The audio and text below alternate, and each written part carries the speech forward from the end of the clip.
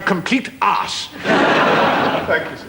Right, Bernard, let's go and watch the firing squad. Jawohl, mein General. Sir, what the devil is going on? I've just seen Nurse Mary being led away to a firing squad. Nurse Mary is the spy, George. What? Impossible. Afraid so. Well, cover me with eggs and flour and bake me for 40 minutes. Who'd have thought it, eh? Nurse Mary, a Bosch nose poker in her. Oh, well, lots of exciting stuff to put in my next letter to my Uncle Herman in Munich. Sorry? Those letters I've been writing in hospital to my German uncle. New information, Blackadder? George. Oh, yeah, well, I know there's a war on, but family is family, and old Uncle Hermie does so love to be kept abreast of what's going on. I even wrote and told him about old walrus-faced Melchett and his smelly old shirts. Would you like me to tell this one to the General, Blackadder? Or would you enjoy that very special moment?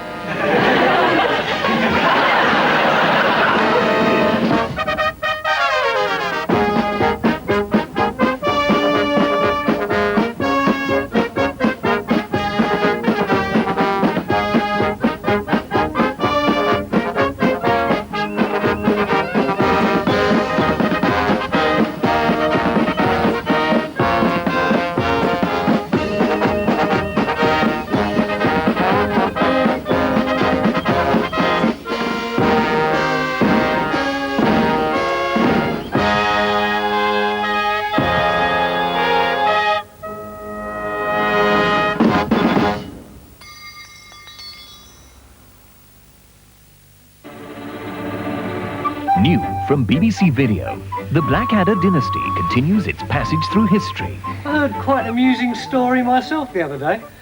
Oh, good. Rick Mail is Kevin Turvey, the ultimate investigator. If there's anything you want investigating, Kevin's here. And BBC Video presents The Young Ones. What is that little white dot? It means something really heavy. It means there's no more telly. A comic collection, out now on BBC Video.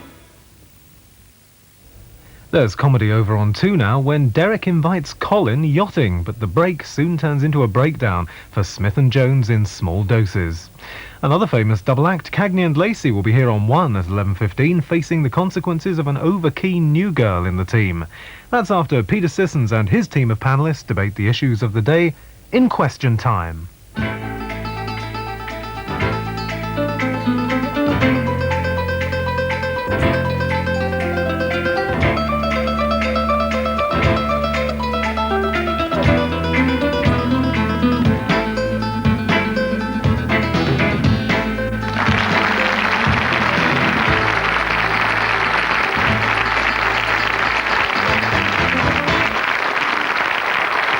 Good evening and welcome to Question Time, an hour of debate and argument before a cross-section of the public on matters which they find of interest and concern.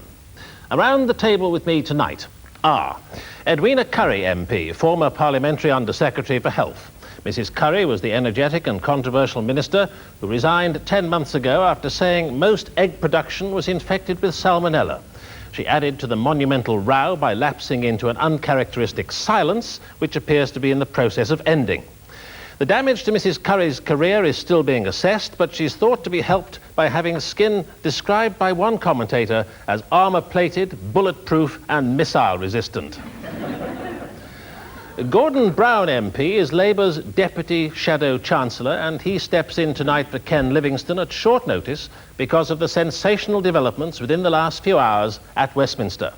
Gordon Brown has made a name for himself as one of Labour's most effective parliamentary performers on Treasury matters. He concluded the economic debate on Tuesday with the words, "The tragedy of the Chancellor's position is that he has no greater desire in life than to repeat the mistakes he has made." Mr. Brown was not to know that the Chancellor's desires would run so soon to a career on the back benches. Rita Donaghy is one of the new breed of trade unionists. She's president of Britain's largest white-collar union, NALGO, one of the few important unions that chooses not to be affiliated to the Labour Party. Rita Donaghy is a member of the General Council of the TUC and lists among her interests theatre, cricket, and stopping the government building the Channel Tunnel rail link under her house. Lord Rees-Mogg is a fully paid-up member of the great and the good, coming as he does from a family of Somerset landowners dating back to the 13th century. Economist, bookseller, company director, he's been chairman of the Arts Council and editor of The Times, and is now chairman of the new TV watchdog, the Broadcasting Standards Council. Despite admitting to being a fan of the comedy series 'Allo 'Allo, a member of the Times staff is reported to have once said, "William is the only man I can imagine in double-breasted pyjamas." Well, they're here to answer your questions, the first of which comes from Bernard Kasparas, who is a sales manager. Thank you, Mr. Sissons. With the resignation of Mr. Nigel Lawson earlier this evening, likely to lead to a further loss of confidence both nationally and internationally in the British economy, does the panel believe that in future political advisers should be seen but not heard? Gordon Brown. I think Sir Alan has himself gone, so I don't think he's going to be seen or heard for some time. He's resigned with Nigel Lawson. But I think we've had extraordinary events today. It's probably the most important cabinet development since I think Harold Wilson sacked half his cabinet in the early 60s, and people said it was the wrong half that he'd sacked. What has actually happened is that there is a disagreement at the heart of government. It's not a question of a personality clash between Nigel Lawson and Mrs. Thatcher. It's not one resignation in many. It's not just another reshuffle. What there is a disagreement about what government policy should actually be. Nigel Lawson has failed over these last 15 months to rectify his mistakes. We've got the highest interest rates, we've got the worst inflation, we've got the worst balance of payments of any of our major competitors. He has wanted to make a change in policy that would moderate the effect of what he's done. He has wanted to go for international economic cooperation. Mrs. Thatcher says you can't buck the market. And my fear is that the result of what has happened tonight is that policy that is going to be pursued is going to be more extreme.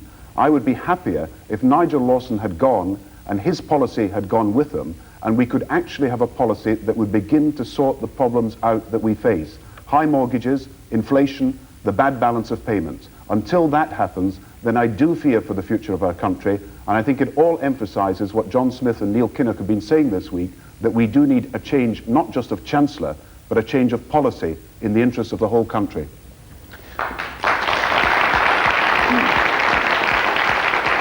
Rita Donaghy. Well, at one stage this evening, it was beginning to look like the last act of Hamlet, with Nigel Lawson going and then Alan Walters. I don't think it's a question of whether political advisers should be seen and not heard either. I think it's a fundamental question mark over this government's policy and its ability to handle the economy. I think that governments are made and are broken on whether they can handle the economy, and I think that this is a crisis time. I understand there's only been 3 chancellors in the last 15 years, and the last one to actually resign, and I think he took his whole team with him, was Peter Thornycroft in 1957. So this really is a very important evening indeed. One thing I hope, and I'm sure we'll all agree, is that we hope it won't lead to a loss of confidence, because that isn't going to help anybody. But my fear is that it will. The markets are already jittery. I think that the interest rates are hurting people where it really matters, on mortgages and loans. I think that the trade gap is something that the government cannot explain away. And I think that our disagreement about Europe with the government, and they're in absolute disarray about Europe, and I think that's one of the fundamental things, the disagreement between Mrs. Thatcher and Nigel Lawson on how she should treat Europe. I think that those things are now showing what a bankrupt policy this government has, and it's about time we had a major change. Edwina Curry. Well, I think there are probably 3 broad things I'd like to say. The first is that it's a tragedy. It was an argument about personalities. And I'm not surprised that Alan Walters has resigned as well in the circumstances. His own position became untenable. But perhaps the comment about Hamlet should just remind us that we should say to Nigel, thank you, good night, Swim Prince. I think he's done a super job for us. I think we've had an absolutely first-rate team there for the last 6 years. And before that, when Geoffrey Hart was doing it. He's the Olivier of Chancellors of the Exchequer. I think he's been one of the best we've had in a very, very long time, in any party and any government since the war. And my hope would be that, in fact, John Major, for whom all of us have the greatest respect, and who worked with Nigel for a long time, will be able to do as good a job. I think he will.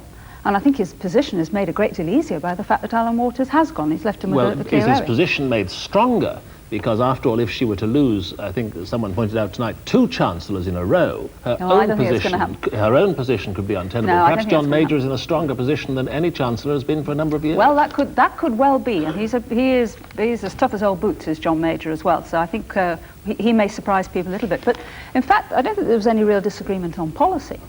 And I listened to the economic debate on Tuesday with great interest. And I heard the speech that you mentioned that Gordon made. Everyone agrees we've got to get inflation under control. I mean, he's even nodding, you know, even the Labour Party we've got to get inflation under control, but it's rising, and you haven't got it under control. That is what the issue is. Let me put it like this. The sort of policies that were appropriate in the days when a Labour government was trying to bring inflation down from 26% to 10%, and it's only 11, 12 years ago, those sort of policies are of interest. What we're trying to do now is get it down from 7.5% to, well, preferably 0, but 2 or 3%. And you need a whole totally different way of doing that. When it comes to, I hear what Gordon says about mortgages and all the rest of it. If he and his lot had their way, if he and his lot would have their way, there'd be far fewer mortgages around for anybody. What's your assessment of the scale of... That's true. What's your assessment of the scale of the trouble the government is in? Is it a bigger crisis for them than Westland? Well, a bigger crisis than your own resignation? Oh, I don't think mine counts at all. I think we're going to have a wobble, and we all hope that the markets are really sensible and see that a lot of this was about personalities, and it's sad. You get big people around, and sometimes they're simply not going to be able to work together, and that's, I think, is what happened. But the markets, I think, will see the underlying strength of the economy, and that the policies that are being used, the strong interest rate policies, which do hurt, actually do work as well, and they are the best system of enabling people to make sensible choices, which will help the whole economy. Lord Rees-Mogg. Well, first point, loss of confidence in the British economy. There will be a short-term shock. I think what we shouldn't worry about too much is the effect of this kind of short-term shock in the markets. These things pass, they correct themselves, people sell too much, the pound goes down too low, then people think, well, the pound's too low, so they buy it. And all of that tends to be resolved inside a few weeks. What is important is the policy issues. And I think one of the things that Nigel Lawson's been absolutely right about is to say you can't actually go on with a situation in which the Prime Minister and the Chancellor of the Exchequer are not in fundamental agreement. There are really 2 policy issues. One is the best way in which to tackle inflation, and the other is whether it's right or not to join the European monetary regime and have fixed rates relative to the D-mark. Nigel Lawson's policy on inflation has been entirely reliant on interest rates, and from the point of view of monetarists has been rather loose on the money supply. I actually think the Prime Minister is probably tougher on the money supply, not necessarily as convinced about high interest rates.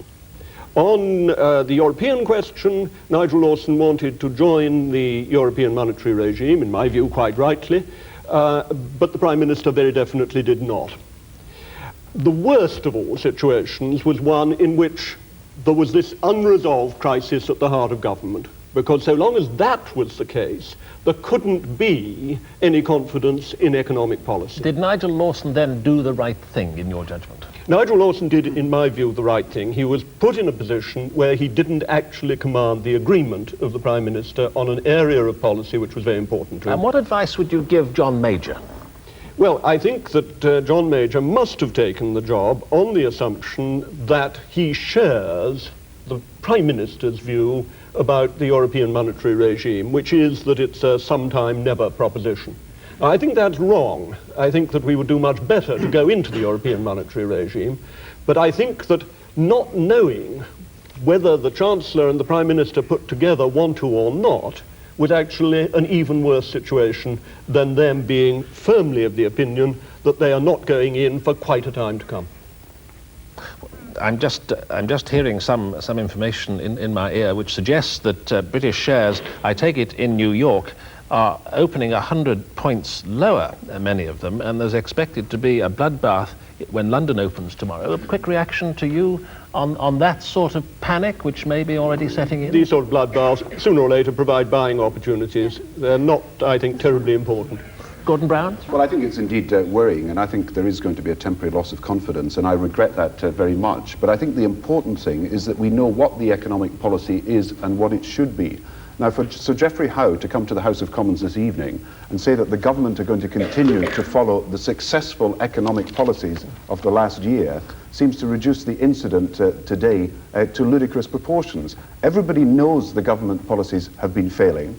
Everybody knows that a change of policy is needed if we're going to succeed.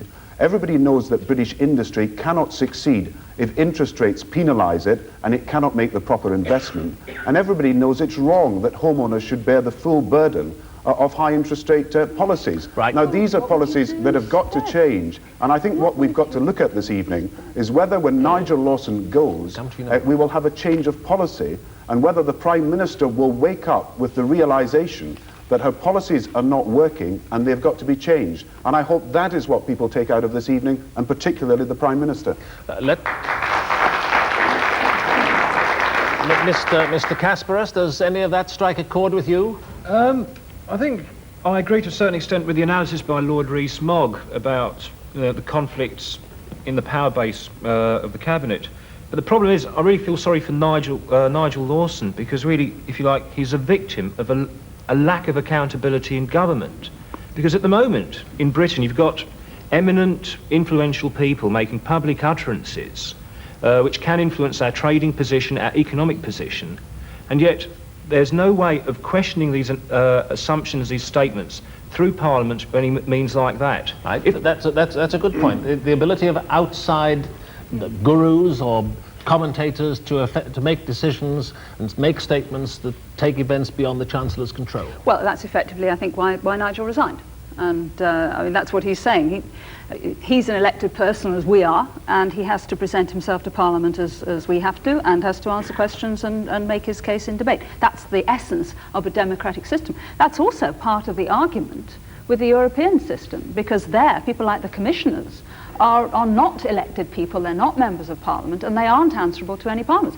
In fact, after the Madrid summit, of all the 12 countries, only 2 had prime ministers standing up in Parliament the next day, as ours did, explaining what had happened. So there are some very fundamental views that you know, the Labour Party just kind of accepted the whole of Europe just like that. Well, I'm a passionate European, but I'm very unhappy about some of the institutions in Europe, and I don't think we should just accept them and just swallow them just like that. Well, let's talk about our own, because I understand let's talk some of them. about what's happening here tonight.